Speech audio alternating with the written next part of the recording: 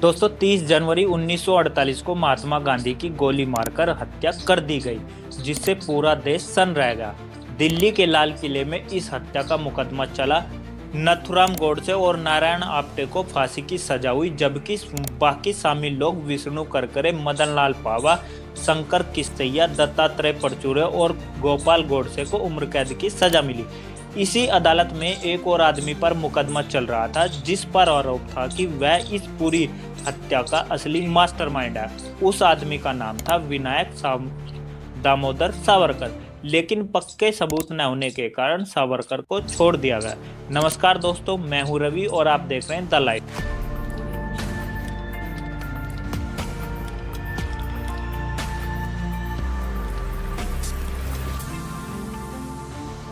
सावरकर का जन्म 28 मई 1883 को महाराष्ट्र के नासिक में एक ब्राह्मण परिवार में हुआ था।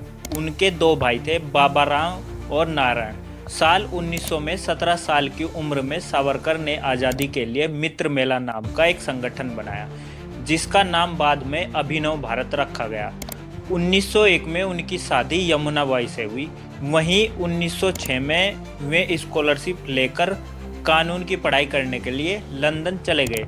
लंदन में भी वे आज़ादी के लिए काम करने लगे। बम बनाने का तरीका रशियन इंजीनियर से सीखकर भारत में भेजा। दोस्तों 1909 में 24 साल की उम्र में उन्होंने 1857 की क्रांति में एक किताब लिखी। इस किताब में उन्होंने हिंदू मुस्लिम एकता की बात की और कहा कि दोनों भारत की संतान हैं और उन्हें मिलकर अंग्रेजों से लड़ना चाहिए। दोस्तों अंग्रेजों ने इस किताब पर बैन लगा दिया। भारत में सावरकर के संगठन के लोग पकड़े गए और उनके बड़े भाई बाबाराव को काला पानी की सजा हो गई।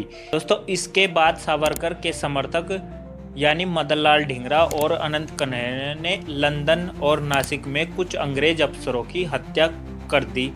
हत्या में इस्तेमाल पिस्तौल सावरकर द्वारा भेजी गई थी। मार्च 1910 में सावरकर को लंदन में गिरफ्तार कर लिया गया और उन्हें वहां जहाज से भारत लाते वक्त उन्होंने फ्रांस में भागने की कोशिश की, लेकिन वहां वे पकड़े गए। भारत में उन पर मुकदमा चला और 1911 में उन्हें 50 साल की काला पानी की सजा सुनाकर अंडमान की सेल्युलर जेल भेज दिया गया। दोस्तों अंडमान की जेल की सख्ती ने सावरकर को तोड़ दिया। साल 2011 से 1920 के बीच सावरकर ने अंग्रेजों को 11 बार माफीनामे लिखे। उन्होंने लिखा कि अगर उन्हें छोड़ दिया जाए तो वे अंग्रेजों के वफादार रहेंगे और सरकार के काम आएंगे। दोस्तों सावरकर के समर्थक इसे जेल से बाहर निकलने की एक चाल मानते हैं, जबकि विरोधी कहते हैं कि सावरकर सच में अंग्रेजों के मददगार बन गए थे। साल 1921 में उन्हें अंडमान से महाराष्ट्र की जेलों में शिफ्ट किया गया। जेल में ही 1923 में सावरकर ने हिंदुत्व नाम से एक किताब लिखी। दोस्तों यहीं से उन्होंने टू नेशन थ्योरी यानी दो राष्ट्र का सिद्धांत दिया, जिसमें उन्होंने कहा कि हिंदू और मुसलमान अलग अलग देश है और दोनों साथ नहीं रह सकते। उन्होंने कहा कि असली भारतीय वही हैं जिसकी जन्मभूमि और पवित्र जगह दोनों भारत में हो। इस वजह से उन्होंने मुसलमानों और ईसाइयों को सच्चा देशभक्त मानने से इनकार कर दिया। जनवरी 1924 में अंग्रेजों ने सावरकर को रिहा कर दिया, लेकिन शर्त रखी कि वे रत्नागिरी से बाहर नहीं जाएंगे और 5 साल तक राजनीति नहीं करेंगे। दोस्तों रिहा होने के बाद सावरकर से आरएसएस यानी राष्ट्रीय स्वयं संघ के संस्थापक डॉक्टर हेडगार मिले और आरएसएस बनाने के लिए समर्थन मांगा। साल 1929 में सावरकर की मुलाकात 19 साल के नथुराम गोडसे से हुई, जो सावरकर का बड़ा भक्त बन गया। 1937 में सावरकर से राजनीति न कर पाने की पाबंदी हट गई और वे हिंदू महासभा के अध्यक्ष बन गए। दोस्तों जब दूसरा विश्व युद्ध शुरू हुआ तो कांग्रेस ने अंग्रेजों का विरोध किया, लेकिन सावरकर ने अंग्रेजों का साथ दिया और युवाओं से अंग्रेजी सेना में भर्ती होने को कहा। दोस्तों हिंदू महासभा ने कई राज्यों में मुस्लिम लीग के साथ मिलकर सरकारें भी बनाई। साल 1945 के चुनाव में सावरकर की पार्टी बुरी तरह हार गई, जिससे उनकी कड़वाहट और बढ़ गई और वे महात्मा गांधी से बहुत नफरत करने लगे और उसके खिलाफ गंदी गंदी बातें बोलने लगे। 20 जनवरी 1948 को गांधी की प्रार्थना सभा में मदन लाल पावा ने बम फोड़ा, लेकिन वहां वह पकड़ा गया।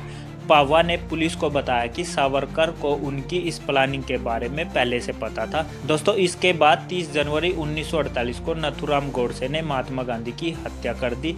हत्या के बाद सावरकर को भी गिरफ्तार कर लिया गया। मुकदमे में एक आरोपी दिगंबर बड़गए सरकारी गवाह बन गया। उसने अदालत में बताया कि गोडसे और आप्टे 14 और 17 जनवरी को सावरकर से उनके घर पर मिले थे।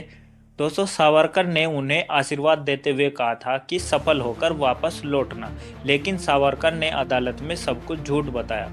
उन्होंने कहा कि वह गोडसे को सिर्फ एक आम कार्यकर्ता की तरह जानते हैं। वहीं अदालत में पक्के सबूत न होने के कारण फरवरी 1949 को सावरकर को बरी कर दिया गया।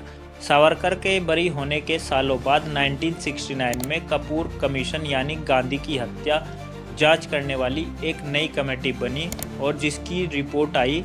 इस रिपोर्ट में यानी इस कमीशन के सामने सावरकर के बॉडीगार्ड और सेक्रेटरी ने गवाही दी कि गोडसे और आप्टे गांधी की हत्या से ठीक पहले कई बार रात में सावरकर से लंबी बात करने उनके घर आए थे।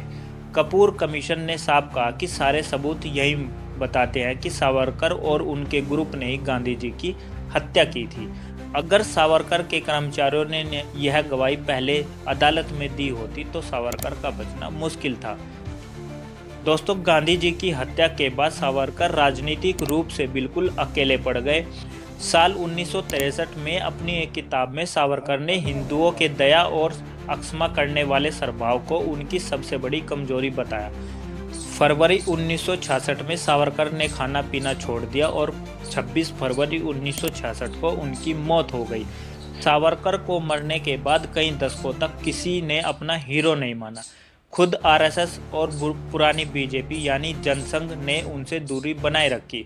साल 2000 के बाद बीजेपी ने उन्हें अपनाना शुरू किया और साल 2014 में नरेंद्र मोदी की सरकार आने के बाद से सावरकर को एक बड़ा राष्ट्रीय हीरो बनाने की कोशिश की जा रही है और उनके माफीनामों को सही ठहराया जा रहा है।